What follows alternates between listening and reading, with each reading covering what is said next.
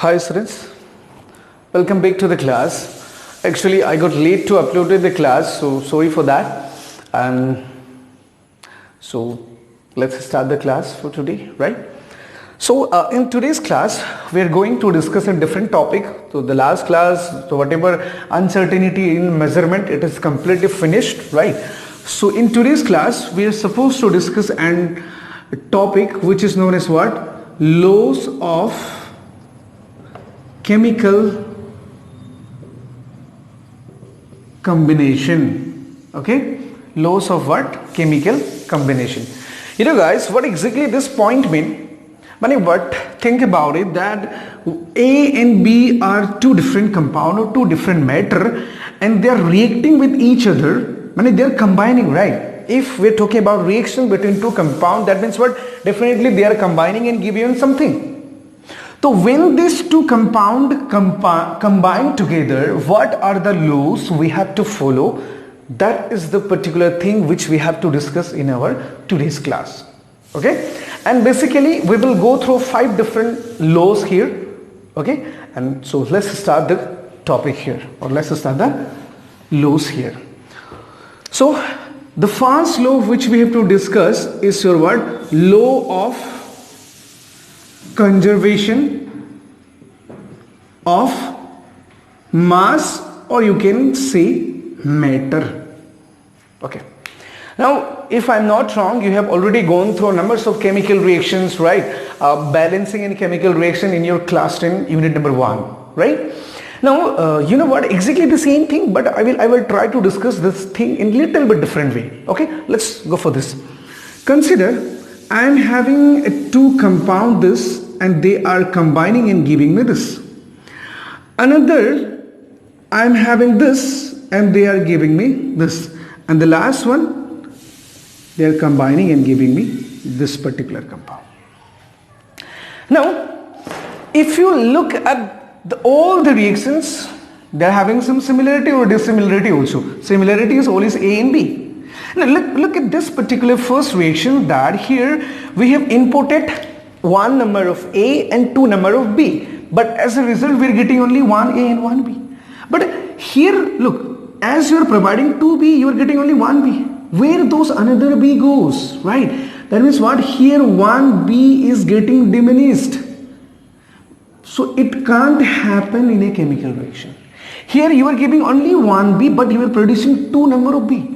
From where you are getting this extra B? It can't happen in a chemical reaction.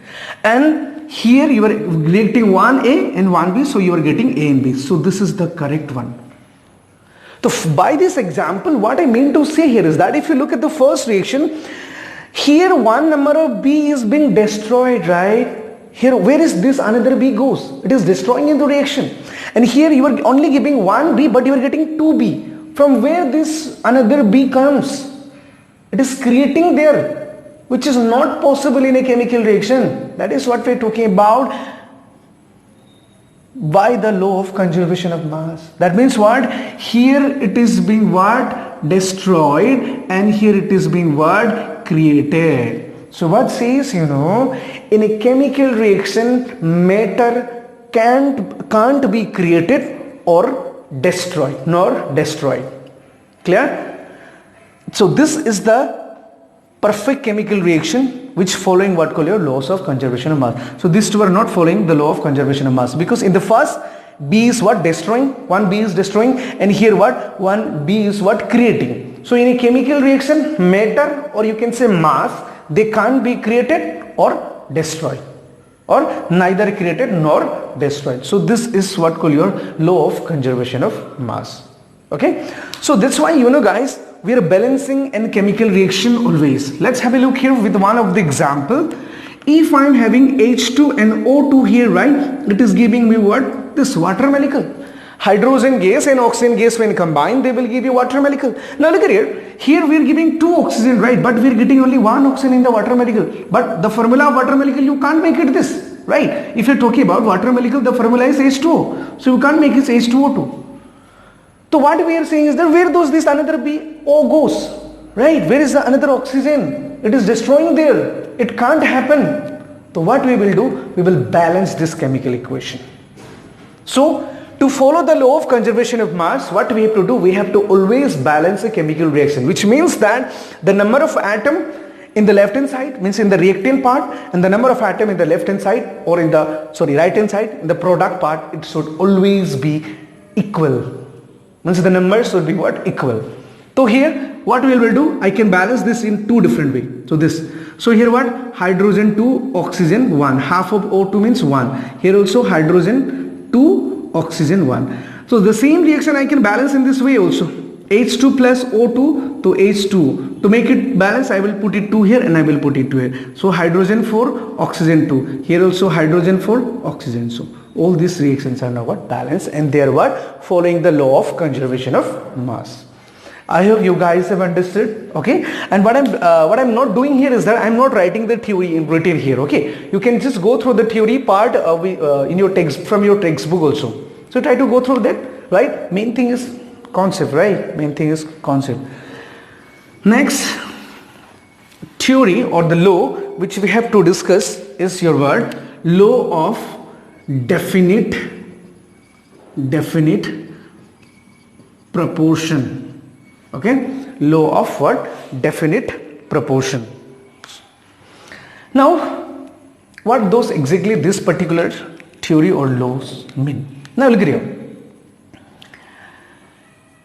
Consider C6H12O6. This is what our glucose, right? This is what our glucose.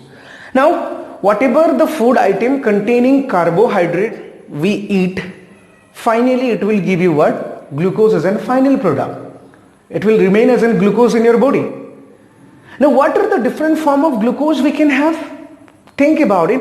Suppose at the night time I am having say roti or chapati, or I am having say rice. Isn't both are the source of carbohydrate? And whatever the carbohydrate this provide by roti or provide by rice, it will finally give you what? Glucose as a final product. Now what I am saying is that as we are getting glucose from roti also or glucose from rice also, the formula of glucose here also remains same, or it is also remains same. Consider here the percentage of carbon, say I am saying say 20%, say hydrogen say I am 40%, say I am saying oxygen say 40%. Now whatever the percentage of all this compound,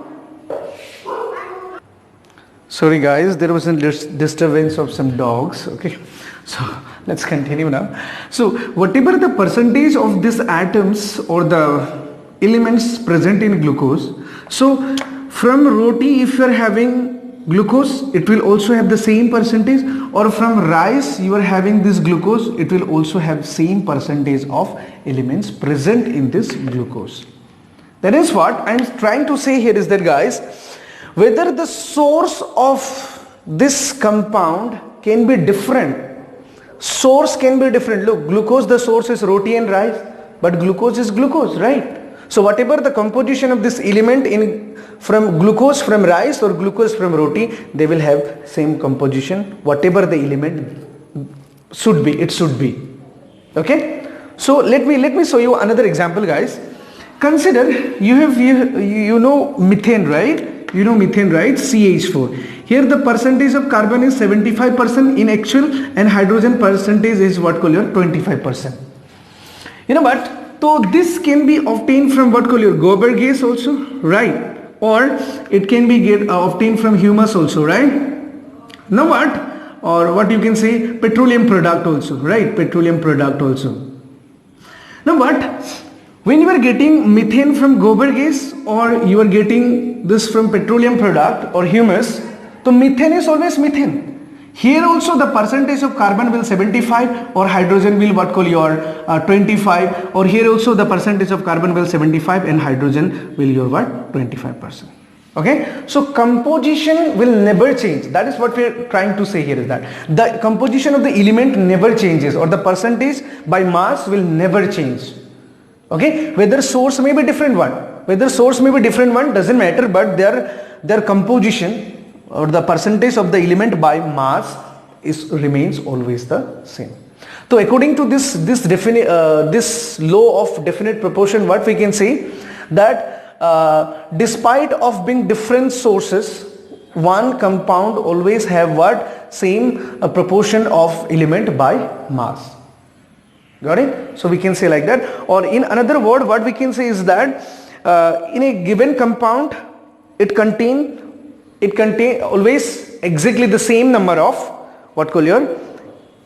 same proportion of element by mass. Okay, that is what we can say here. It's very simple, guys. It's very simple. I hope I am able to make you understood the particular thing. Okay, so if you guys are understanding these things, so keep liking and sharing the video. Okay, so number 3 law, and it is known as what called your multiple proportions. Law of what? Multiple proportion. Now, guys, according to this theory, let's have one example and then explain. Okay, consider I'm having 2 atoms A and B. Okay, and they are forming some compound, say AB and AB2, where in this compound where mass of one element is fixed. That is, say in both the compound A is fixed, right? Consider A is fixed, 1A, so mass will be fixed. If it happens, then the ratio of mass of other element in the 2 compound, say mass of B, mass of B2, whatever the ratio will be a what? Simple whole number ratio. So that is what we are talking about here. Okay, so now let's go through one of the example. Okay, guys, see we are having 2 elements. Consider hydrogen and oxygen. Okay, now if these 2 elements combine, see we are saying they will give you 2 compounds, say like this.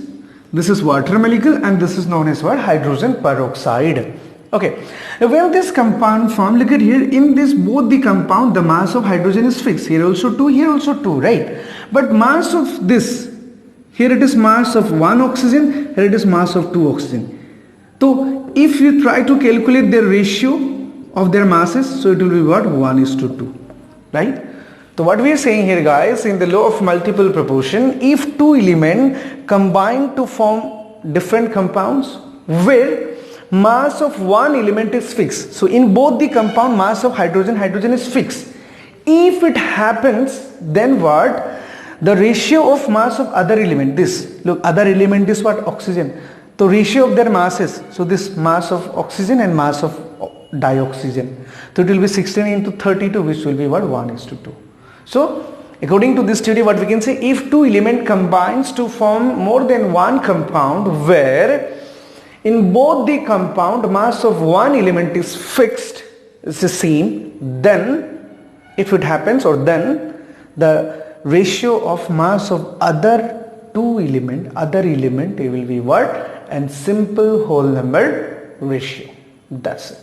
So you try to go through the theory part from your textbook. Right? Next, the another law which we are talking about is your number 4, and it is known as what?